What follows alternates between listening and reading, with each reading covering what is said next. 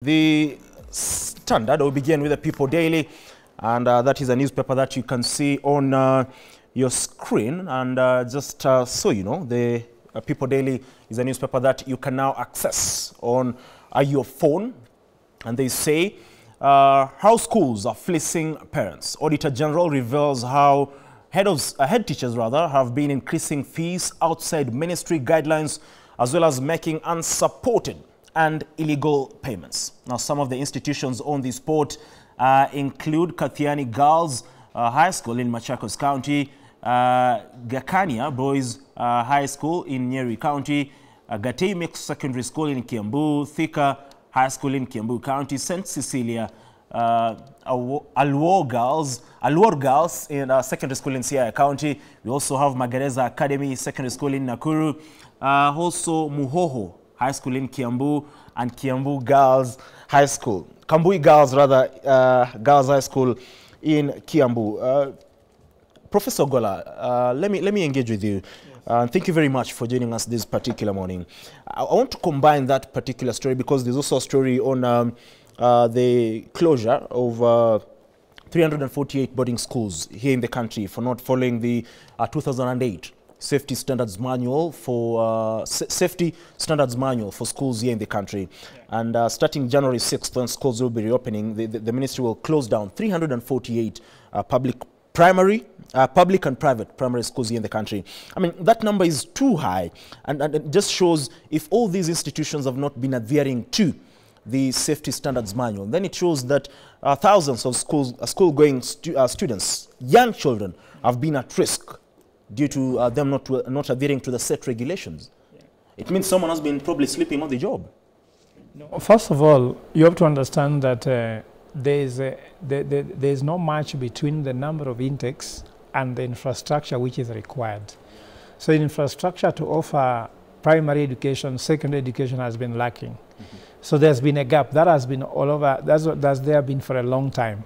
That the government is talking about the 100% transition from primary school to secondary school to the university.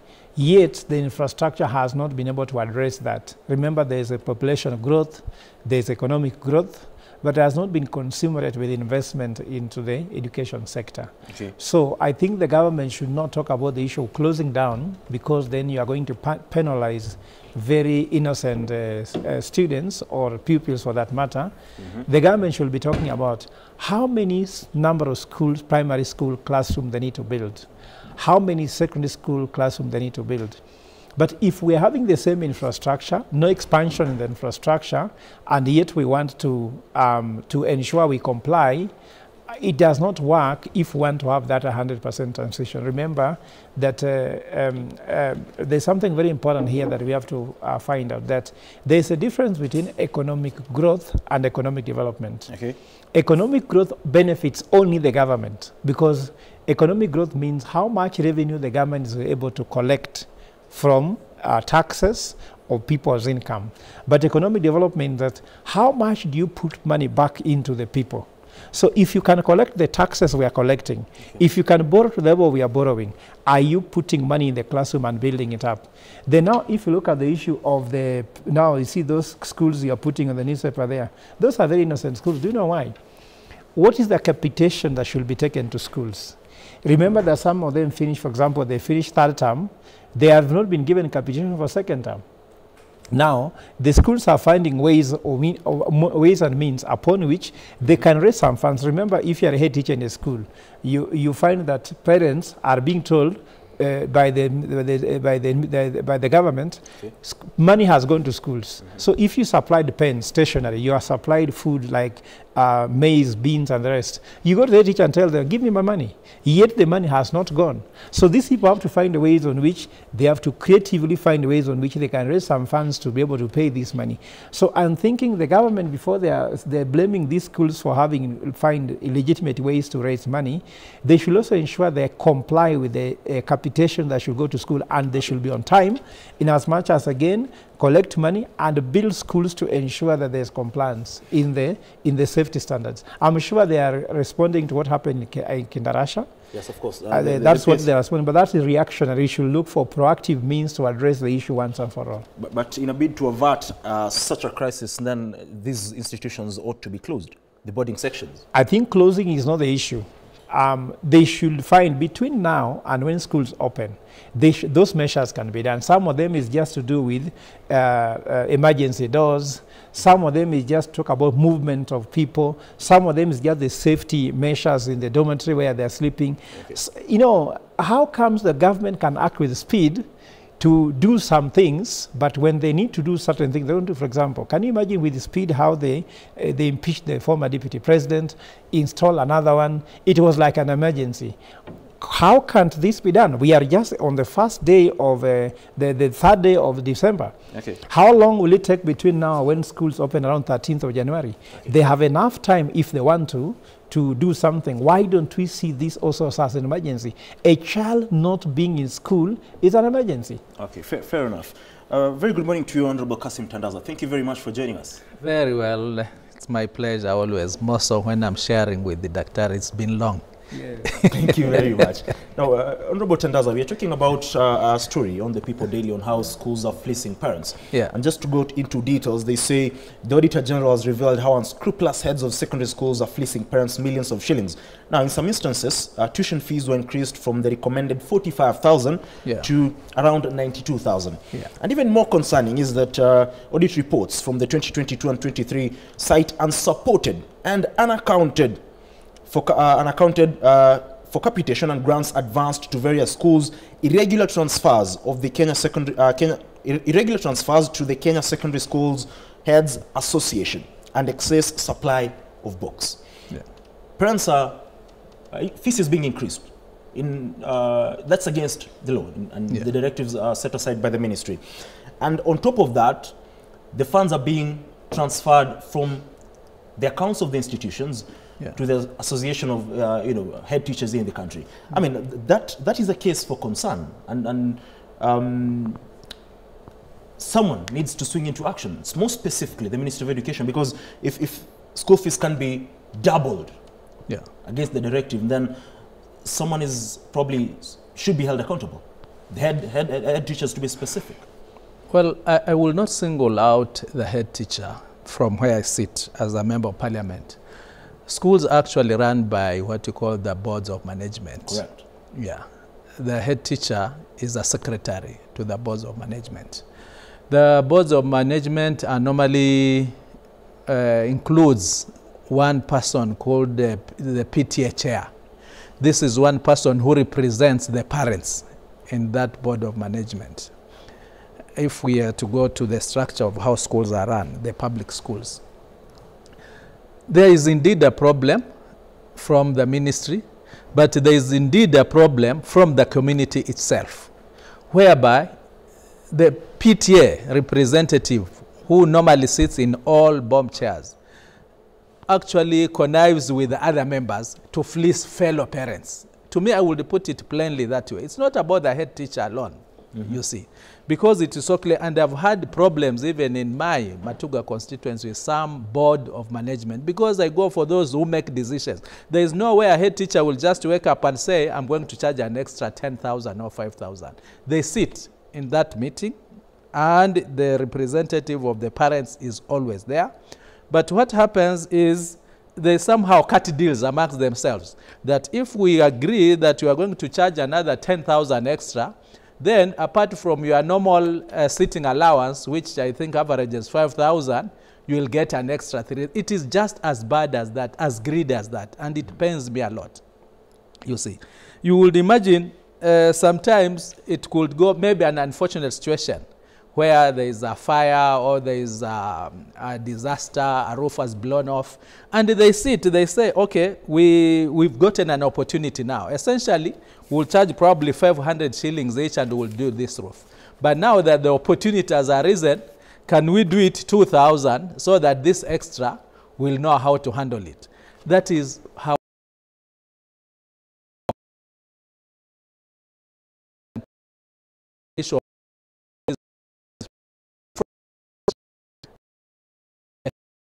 all the localities. In fact, all boards of management meetings, you'll have the education officer sitting there. He is aware from the ministry, he is aware. In fact, that is what he's supposed to enforce. Okay. But what happens, because they also get some sitting allowance in those meetings, they actually connect. So the whole system, to me, is rotten. But what is rotten is the community itself, because they are represented. Remember, even in those boards of management. What needs to be done? This is a bigger problem. You know, where I would not want to start my day by discussing corruption throughout the community. I wouldn't want to start my day that way. But I'm telling you, in those boards of management, you will normally find probably one person who doesn't come from that area. In fact, we shop from who is who from our community. You will find in a place like Kwale High School, you get a professor, you get probably a senior person working somewhere to be the chair of that committee, because you know this somebody who is exposed, he's educated, he has his means, you know. But because our culture is that any extra shilling coming outside our normal income stream is welcome, you find this is happening. It is so sad. You've asked me a very pertinent question. What should be done? I think from the Auditor General's report, that is criminal, isn't it? It's against the law. Then what happens? It should be our security agencies, ESCC is there, DCI is there, but they'll also go there to also get some money and come back to Nairobi and write some short reports. So what should be done? God's intervention. Doctor, I don't know whether you believe in God's intervention. But actually, if you ask me, every Kenyan like coming to media to discuss how much they hate corruption, but when they go back to where they work, they are very comfortable with it. It's just like saying, it is cold today. It's cold, yes, but what are you doing about it? Go and put on a sweater. So corruption has become a cancer in this country, and corruption is from the top. I'm very sorry to say, if your president is corrupt, why should a governor be worried about corruption? So if we are having corruption right at the top, remember there are any deal that's being discussed now in Parliament, where people are bribed money here and there. So if you are a head teacher who is earning maybe 90,000 shillings, very little money, but somebody who earns 2 million shillings is still stealing, do you feel that you should be the one who is straightforward? So let us have a culture where we hate corruption from the top. If you say society is corrupt, now, if DCI is corrupt, like you have said, they will also go take money. You go to the policeman who will be involved, also is corrupt. So if everybody is feeling they are corrupt, I think, man, let's put something very clearly. I've done my analysis as in corruption as an economist. Corruption has a net negative to everybody. Let's say, for example, you're a head teacher, and you get to bribe a total around 250,000 shillings in a year, isn't it? But also you have children you are taking to school, you want them to access healthcare, get ID, get driver licenses. You find that the amount of money used for bribing at the end of the year could be 350,000, yet you are receiving an income of 250,000 from corruption, which means corruption has negative impact.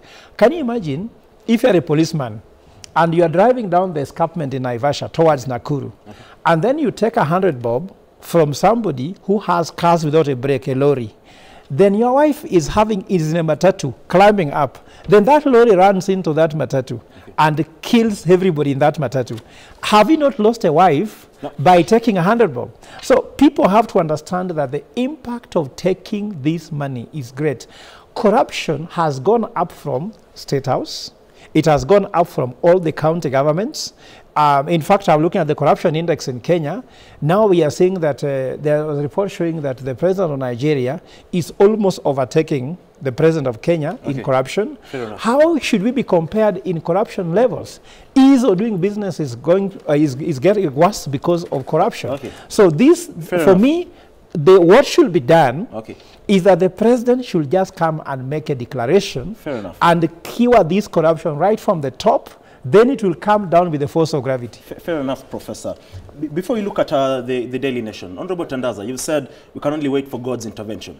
But the question is, I mean, for a parent out there who probably even voted for you as a legislator to, hear you saying we can wait for God's intervention. I mean, members of parliament can, in a way, intervene, ensure that the Ministry of Education holds these institutions accountable. Well, there are two things here. One, yes, a member of parliament can intervene. Are we intervening? Yes, because what is the role of a member of parliament? To legislate, isn't it? Are there enough laws to handle corruption? Professor is here. If he thinks there are more laws that needs to be done, I'm here, I can take it up. But for sure, we are not lacking laws. What we are lacking is enforcement. Parliament does not enforce. That should be very clear. But before I delve into that direction much, I would want to disagree with the professor humbly, and I have a lot of respect for him when he talks about the president being corrupt. If I were in parliament, I would say, would you substantiate? You cannot just throw words around and say someone is corrupt unless you have some figures or some serious instances to relate to. Otherwise, from where I sit, the president is doing the much he can as a president. Remember, there are those security agencies who should be handling matters corruption in terms of investigation, in terms of taking to court, and of course we have the judiciary, but we know the problems even with the judiciary. So those are different arms of the government. So I will take a lot of exception on what Dr. is saying when he starts by the president. Probably he will state instances where he thinks he has not done enough. Actually, but we know in this government, but we know from this government, but we know from this government, the president himself has taken serious, including what is now pending in parliament, the bill in terms of the conflict of interest bill. We'll talk about the president and corruption from the president. In our conversation. But by the way, he's contradicting himself. He says one side that we have enough laws, then again he says we have a bill. The issue is that corruption, of course, that is corruption what can Parliament do? Ours to legislate, isn't it? And oversight. So far, and oversight. So far, I will not say corruption is there because of lack of laws. I think largely it is enforcement. But you remember, even corruption is dynamic. You know, there are new systems, there are new way, there are people so we'll always continue to legislate. We will have that conversation later on. We'll always continue to legislate. Because even the house that you sit in is on the spot in regards to its oversight role and how that is being done by the house that you sit in. We'll have that conversation later on. I just want us to shift gears, Prof, to the Daily Nation. And they say the mystery supplier to get SHA billions. They say same script, different cast. Counties have signed a multi-billion shillings deal with the Health Ministry for the lease of medical equipment from secret suppliers under the National Equipment Service Project, that is NESP, even as the cost of revenue sharing formula threatens to sink health facilities owned by the devolved units. Now, they say under the NESP program, the supplier will lease medical equipment to county-owned facilities. The NESP is the success of the medical equipment services, which saw Kenyans part with 63 billion in deals that remain shrouded in secrecy. Now, the chairperson of the National Assembly Health Committee, that is NDBS MP Robert Pukose, says the payment schedule proposed by the Health Ministry is a rip-off, and I don't think we will allow SHA to do that kind of thing. Now, there are questions surrounding the rollout of the Social Health Authority, but here now is another, what they say mystery in regards to the supply of medical equipments. I mean, the issue of the medical supplies, medical equipment services, which saw the Kenyans lose 63 billion, is yet even to be resolved, because that is another deal that was, like they say, shrouded in mystery. Yeah. But we've gotten into another one with, no clear guidelines on how that will happen. I mean, it seems we are jumping from one mess to another. You know, I think that Honorable Tandasa is trying to disagree with me, but I say corruption is systemic. Why? How comes we have just discussed about education, then now we are going to health sector, isn't it? Mm-hmm. Which sector else do you want us to go? Industrialization, isn't it? Let's go to transport industry. What is the common denominator that every industry, there's corruption? Tell me which sector of the economy where there's no corruption. You know, we have always, I like what the president and even Raila Odinga was promising during the election, that we need to be like Singapore. But when we start running the government, we forget why Singapore is where it is. Simple, my brother. The government system must be lean and clean. Anytime they are not lean and clean, all these things will happen. Now, people create all these structures. Let's create that committee. Let's create that agency. Let's create that entity. And all of them is just towards stealing. Like now, why did we move away from NHIF to SHA? Isn't it? Somebody is creating a system that they can use to make money. Now, SHA is connected to Adani. Where are those medical equipment coming from? They're coming from India probably, isn't it? Connected again to Adani. Yet we are being told Adani deal was cancelled. Lack of transparency and oversight. And I want to tell my brother here, MP, Parliament has no control. Parliament lost their control long time ago because the locus of control is State House inside Parliament. For example, how did they impeach people when they want to pass the finance bill with supersonic speed, isn't it? But whatever needs to be done, they're saying we still have a bill which is working in progress. What Parliament wants to do, they do with the highest level of efficiency and effectiveness. What they don't want, they don't want. So according to me, if you go even to the issue of SHA, why is SHA being involved in equipment with counties? County healthcare is devolved. Why again this involvement of deals and the rest? We are making a very big mistake. Where they are consumables, they are deals. And I've been telling people, Kenyan economy need to move away from the demand-driven economy to what I call supply-driven economy, whereby we grow the economy from the supply side. Why? Where you are supplying consumables like medicine, equipment, people know there's a deal because there's procurement. But where we need to grow, for example, food for people, for example, produce sugar, isn't it? Produce millet, produce rice, produce potatoes, produce vegetables. We know that is difficult, so we move more to what can we make money with quickly. So according to me, the system needs to be clean and lean right from the top. And then from there, all these things are just common denominators. There's just one thing that the Kenya Kwanza government has not taken corruption head on. When they do that, you'll find this will permeate all sectors and all counties. Fair enough. Honorable Chandaza, even as we wind up on the newspaper review because of time, they say the schedule indicates that the vendors' leasing fees will be docked from service fees charged by health facilities and will be paid directly through the Social Health Authority. Now, for instance, they say in most cases the vendor will get between 60 and 80% of the funds. And for example, they say repairing the posterior cruciate ligament or the anterior cruciate ligament injury, common in accidents and in sports, will be covered by SHA up to around 280,000. But the vendor will get 345,000, which is more than the SHA cover. Now, still, the document shows that the hospital will receive 65,000. Why would this vendor get even more than they cover the amount of money that is covered for this particular treatment by the Social Health Authority? You see, Keitani, we should be here with facts, you see. Otherwise, I take a lot of exception from Professor here on what he's saying. If it is about Adani, he should have started by saying it is none other than the President of the Republic of Kenya who actually cancelled that deal. We will talk about that. You see. So he can't just again use Adani against the Kenya Kwanza government. We will talk about that. He cannot just say that probably the equipment is from India and therefore attached to Adani. Surely, what kind of narrative is that? I think we should be talking about facts. Fact number one, we are meeting the CS Health and his team today. Correct. I think you are aware of that, yes, isn't told the profile earlier on. Oh, you had told him, he was not aware. So, those are some of the issues us as legislators, and he had mentioned a very crucial point when it comes to a member of parliament, that is oversight. We'll be actually oversighting and actually digging deep into what we are talking about right now. This is, and it is very unfair, even from him to say, why is it that members of parliament, when they want to impeach, they move with the supersonic speed?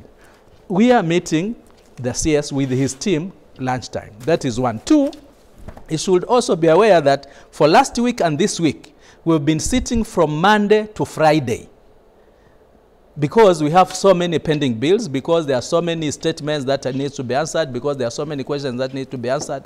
So the narrative that we only sit if there's a directive from State House, I think this is totally misleading. Remember, when you are dealing with the finance bill, he knows very well, even if he's an economist, but as a leader, these are bills which have timelines. They cannot go beyond June. So whatever happens, you have to clear, even if it is before midnight, June. You know, these are the facts, and I think it will help our audience if we go by the facts, and also probably most of our people do not know, to also educate them that is this the way Parliament works. I think that way will make a lot of progress. Now, fair enough. Otherwise, even I can assure you, okay, as a sitting member of Parliament, we cannot sit to allow taxpayers' money to be misused. Okay. This one I can give guarantee to the Kenyans, including Professor here, as a Kenyan. Fair enough. You've not really answered my question on this particular multi-billion tender, but because of time, we'll begin a conversation on matters health, because that is one of the things that President William Ruto has really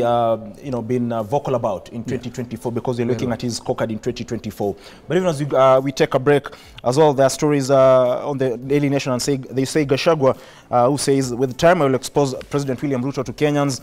The Standard do talk about the cost of electricity in the country, as MPs grill the bosses in the energy sector in regards to the high cost of power here in the country. Of course, because of time, we cannot be able to look much into that. I just want us to take a brief breather, and we'll be back to talk about the President William Ruto scorecard in 2024. And like I said, we'll begin with matters health, the rollout of the Social Health Authority, now dubbed Taifa Care, and what the situation has been in 2024 under President William Ruto's administration, even in terms of matters economy, because the president says the inflation rate has come down, but the Kenyans are not feeling that. The impact of the inflation rate coming down. Kenyans do not have money in their pockets, by the way. And what next for President William Ruto, even as we get to 2025? That will be immediately after this short breather. Don't go away.